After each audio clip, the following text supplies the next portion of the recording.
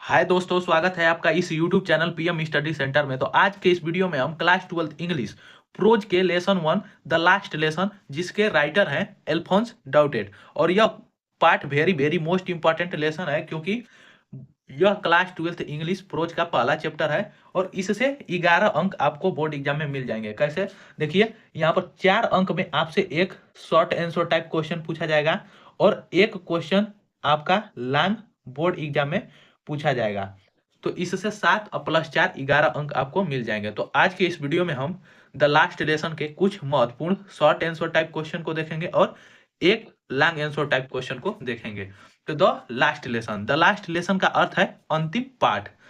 तो चलिए आज के इस वीडियो को हम शुरू करते हैं और हिंदी के और इंग्लिश के चैप्टर 1 द लास्ट लेसन के कुछ महत्वपूर्ण पहले शॉर्ट आंसर टाइप को देखते हैं। तो देखिए, हमारा पहला प्रश्न रहा कि what was the bulletin board, what was the bulletin board और हाउ वाज इट इम्पोर्टेंट। इसका अर्थ हो जाएगा कि बुलेटिन बोर्ड क्या था और हाउ वाज इट इम्पोर्टेंट, और यह कैसे महत्वपूर्ण था। बुलेटिन बोर्ड का मतलब सूचना पट। तो देखिए, इसका आंसर हो जाएगा कि इन दोज डे, उन दिनों में, the bulletin board was fixed at the main crowd place.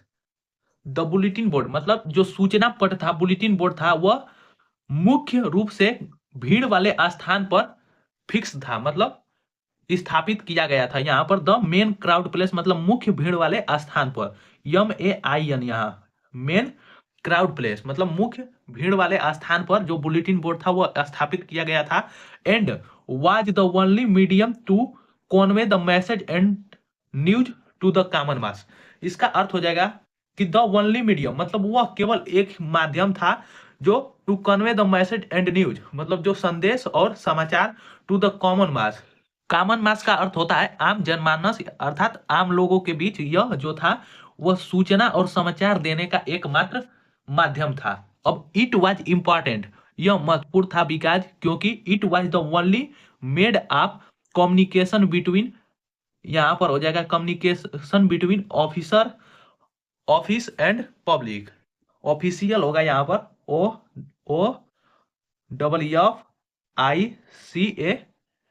OFFICAL। Officials का मतलब होता है अधिकारियों और पब्लिक मतलब आम जनताओं के बीच यह जो था एकमात्र साधन था सूचना देने का।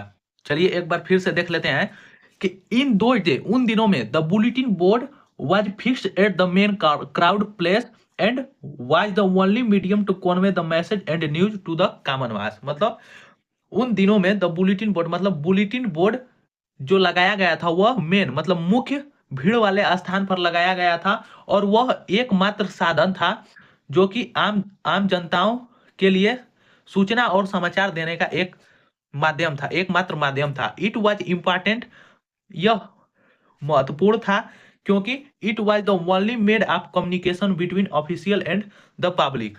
मतलब यह इसलिए महत्वपूर्ण था क्योंकि यह अधिकारियों और आम जनताओं के बीच बातचीत करने का एकमात्र क्या था, एकमात्र माध्यम था। चलिए अब अगले प्रश्न को देखेंगे। तो अगला प्रश्न रहा हमारा द लास्ट लेसन का। यह भी मोस्ट इंपॉर्टेंट टॉपिक है, बोर्ड एग्जाम में पूछे जाने वाला मोस्ट इंपॉर्टेंट क्वेश्चन है। तो देखिए दूसरा हमारा प्रश्न रहा कि what did M Hamel speak first in the class that about the last lesson.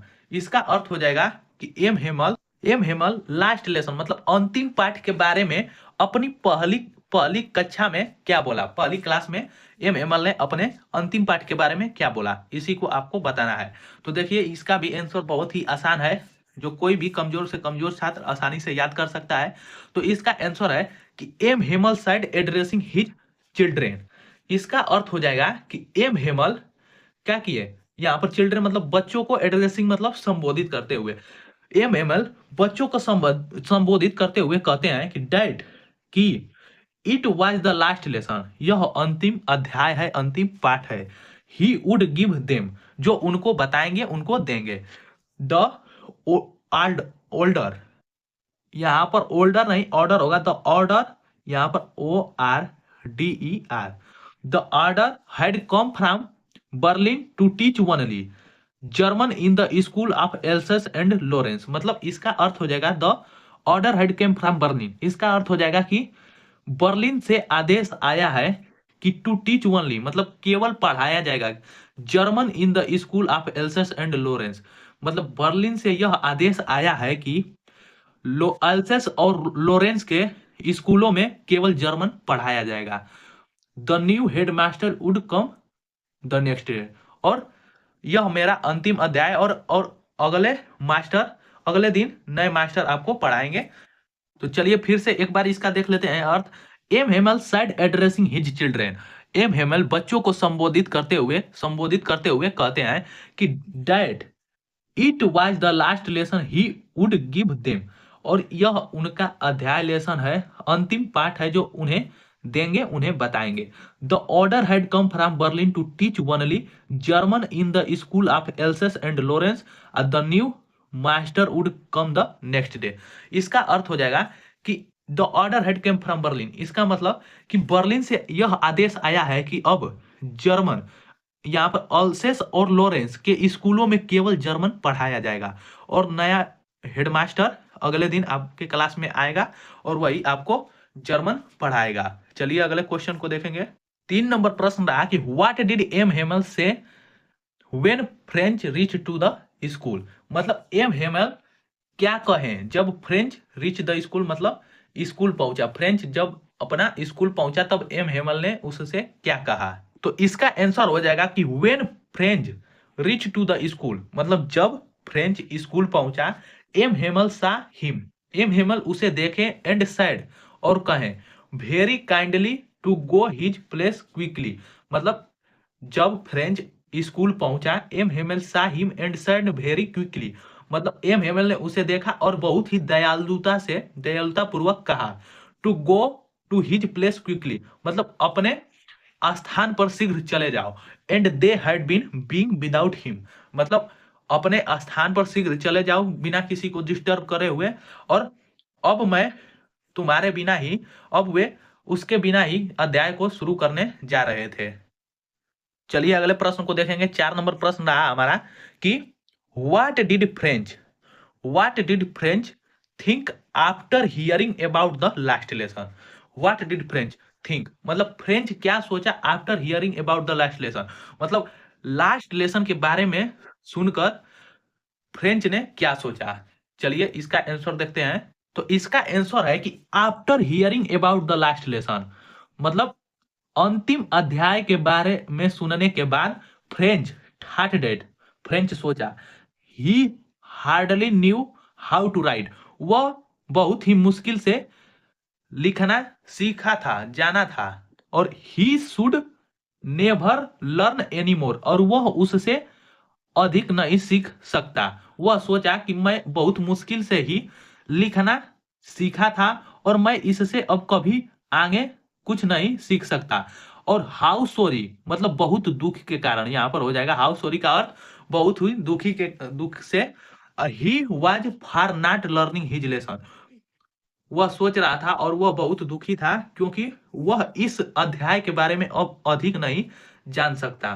For seeking birds egg और गोइंग सैल्डिंग ऑन द सार, और अब वह फॉर सीकिंग बर्ड्स एज, मतलब चिड़ियों के अंडे को ढूंढने, और गोइंग सील्डिंग ऑन द सार, और नदी पर फिसलने चला जाता था। चलिए एक बार फिर से देखते हैं। After hearing about the last lesson, अंतिम अध्याय के बारे में सुनने के बाद Franz thought that he hardly knew how to write, Franz कहता है, सोचता है कि मैं बहुत मुश्किल के साथ लिखना सीखा था या जानता था। He should never learn any more, और वह सोच रहा था कि मैं अब इससे अधिक नहीं सीख पाऊंगा। How sorry he was very not learning his lesson, मतलब वह इस लेसन के बारे में और अधिक न सीख पाने के कारण बहुत दुखी था। फॉर सीकिंग बर्ड्स एग और गोइंग स्लाइडिंग ऑन द सार, इसका यह हो जाएगा अर्थ कि फॉर सीकिंग बर्ड्स एग, मतलब चिड़िए को अंडे को ढूंढना, और इसके बाद वह चिड़ियों के अंडे को ढूंढना और नदी के किनारे फिसलना चला जाता था। अब चलिए अगला प्रश्न को देखते हैं, जो कि हमारा 5 नंबर प्रश्न रहा कि did French recite the participle how. इसका अर्थ हो जाएगा कि क्या फ्रेंच ने पार्टिसिपल को रोसिट मतलब दोहराया, क्या फ्रेंच ने पार्टिसिपल को दोहराया, तो एस। इसका अर्थ हो जाएगा हाँ, French recited the participle, French participle को दोहराया, he recited the participle wrongly as he got mixed up on the first word. देखिए इसका अर्थ हो जाएगा कि he recited the participle wrongly as he got mixed up on the first word। देखिए इसका अर्थ हो जाएगा कि ही रेसिटेड मतलब वह दोहराया द पार्टिसिपल, पार्टिसिपल को, रॉन्गली का मतलब गलत, वो पार्टिसिपल को गलत दोहराया, as he got mixed up on the first word मतलब वह पहले शब्द को ही क्या कर दिया था, मिक्स्ड मतलब मिला दिया था, वह जो दोहराया, यस मतलब हाँ, फ्रेंच ने पार्टिसिपल को दोहराया, he recited the participle wrongly मतलब वो पार्टिसिपल को गलत दोहराया क्योंकि वह पहले ही शब्द को मिला दिया था, एंड स्टूड देयर वह समझ गया, और holding holding on to his desk and his heart was beating, वह डेस्क को मतलब ब्रेंच को पकड़कर खड़ा ही रह गया और उसका जो हृदय था वह हार्ट वाज बीटिंग काफी तेजी के साथ धड़क रहा था। तो ये थे हमारे 5 most important short answer type question. अब चलिए एक लॉन्ग आंसर टाइप क्वेश्चन इस चैप्टर का देखेंगे जो कि लास्ट लेसन का है। तो हमारा लॉन्ग आंसर टाइप क्वेश्चन रहा जो कि मोस्ट इंपॉर्टेंट क्वेश्चन है इस चैप्टर का, और 7 अंक में आपसे एक लॉन्ग आंसर टाइप क्वेश्चन पूछा जाता है। तो चलिए इस लॉन्ग आंसर टाइप क्वेश्चन को देखते हैं। तो हमारा प्रश्न रहा कि why was French running towards school that day, मतलब इसका अर्थ हो जाएगा कि फ्रेंच क्यों क्यों फ्रेंच उस दिन, दैट डे मतलब उस दिन स्कूल की ओर दौड़ते हुए भागा। What did he notice during the way, और उसने रास्ते में क्या नोटिस किया, क्या गौर किया। तो चलिए इसके अर्थ को देखते हैं। तो इसका अर्थ हो जाएगा कि दैट डे उस दिन Franz was running toward the school, French school की ओर दौड़ते हुए भागा, बिकॉज क्योंकि ही वाज वेरी लेट वह बहुत देर हो चुका था, वो उसके उसके लिए स्कूल जाने के लिए उसे बहुत देर हो गई थी, and was in great dear और वह काफी अधिक भय के कारण, dread of a scolding, scolding मतलब डांटना, स्कोल्ड मतलब डांटना। देखिए इसका अर्थ हो जाएगा कि उस दिन Franz was running toward the school because he was very late and was in the great dear of a scolding, मतलब उस दिन फ्रेंच काफी लेट हो चुका था और वह डांट के डर से, डांट के भयंकर डर के कारण वह स्कूल की ओर तेजी से दौड़ते हुए जा रहा था। एक्चुअली वास्तव में his teacher M Hamel had said that, उसके टीचर एम हेमल ने उससे कहे he would question them on participle, कहे थे कि वे पार्टिसिपल पर उससे क्वेश्चन पूछेंगे, and French did not know the first word about them, और फ्रेंच जो था वह उसके बारे में पहला शब्द भी नहीं जानता था। देखिए एक्चुअली मतलब वास्तव में एम हेमल ने उससे फ्रेंच से कहा था कि मैं तुमसे पार्टिसिपल पर क्वेश्चन पूछूंगा, और जो फ्रेंच था उसे पार्टिसिपल के बारे में पहला शब्द भी नहीं पता था। अब हो जाएगा आगे कि so he was the double terror, मतलब इसलिए वह दोगुने डर के कारण, दोगुने डर से, terror not knowing about participle and getting late, मतलब इसलिए वह दुगुने डर के कारण, एक तो वह पहले से गेटिंग लेट था मतलब, और दूसरा कि knowing about, not knowing about participle, वह पार्टिसिपल के बारे में कुछ भी नहीं जानता था, पहला शब्द भी नहीं जानता था, इसलिए उसके अंदर दोगुना डर आ गया था। चलिए अब इसे आगे देखेंगे। आगे हमारा है कि इन द वे, उस रास्ते में, यहां तक गेटिंग लेट तक हमारा पहला क्वेश्चन का आंसर हो गया कि फ्रेंच क्यों उस दिन स्कूल की ओर तेजी से दौड़ते हुए जा रहा था। अब देखिए अब पूछा गया है प्रश्न कि what did he notice during the way, उस दौरान, उस रास्ते के दौरान उसने क्या गौर किया, उस रास्ते में उसने क्या गौर किया। तो चलिए इसका आंसर देखेंगे। तो इन द वे मतलब रास्ते में, he notice the bird chirping at the edge of the woods, मतलब रास्ते में उसने गौर किया कि द बर्ड मतलब पक्षी, एज ऑफ द वुड मतलब लकड़ियों के किनारे पर बैठी हुई, चिपरिंग मतलब चहचहा रही थी, आवाज कर रही थी, चिल्ला रही थी। The Prussian soldier drilling in the open field back, of the शामिल and it was all much more tempting than the rule of participle. देखिए इसका अर्थ हो जाएगा कि the Prussian soldiers drilling in the open field. प्रूसियन सैनिक थे, वो खुले मैदान में क्या कर रहे थे, अपना सैन्य अभ्यास कर रहे थे।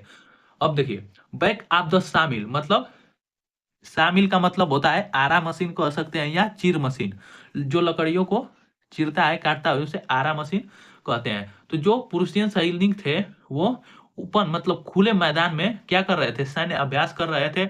और द शामिल and it was all much more tempting than the rule of participle. और यह जो दृश्य था वह पार्टिसिपल से कहीं क्या था, रोमांचक था। When he pass the town hall, और वह टाउन हॉल से क्या हुआ, गुजर गया।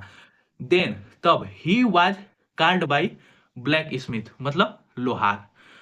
तब उसे एक ब्लैक स्मिथ मतलब लोहार ने बुलाया, जो Wachter who was there with his apprentice, मतलब उसने उसको एक लोहार ने बुलाया जो कि अपने वास्टर और अपने सहयोगियों के साथ अपने आरा मशीन पर क्या कर रहा था, काम कर रहा था। तो ये थे हमारे लॉन्ग आंसर टाइप क्वेश्चन, जो कि very very most important question है इस चैप्टर का। तो आज के वीडियो में बस इतना ही, मिलते हैं नेक्स्ट वीडियो में। और यदि आपको यह वीडियो पसंद आया होगा तो इसे ज़्यादा से ज़्यादा लाइक शेयर और चैनल को सब्सक्राइब करना ना भूलें। और वीडियो को पूरे लास्ट तक देखने के लिए बहुत बहुत धन्यवाद।